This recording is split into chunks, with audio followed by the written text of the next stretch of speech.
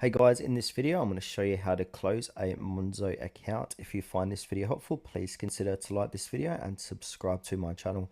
In saying that, let's just jump straight into the video. Alright, so there's a few steps in doing this. So step number one, you need to ensure a zero balance. So withdraw or transfer all your funds from your account, including any money in pots.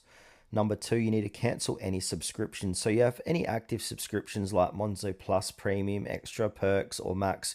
You just need to cancel them first, but be aware that a cancellation fee may apply. Number three, you need to close saving pots. So for easy access saving pots, close them before proceeding. Note that fixed term pots must have matured before account closure. Then from there, initiate account closure in the app.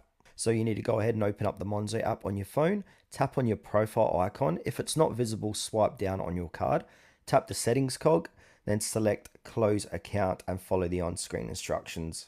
And there's also some important considerations here. So for statements after closure, Monzo will email you a PDF of your transaction history. This document is password protected. The password will be sent via text message. Ensure your email and phone number is up to date.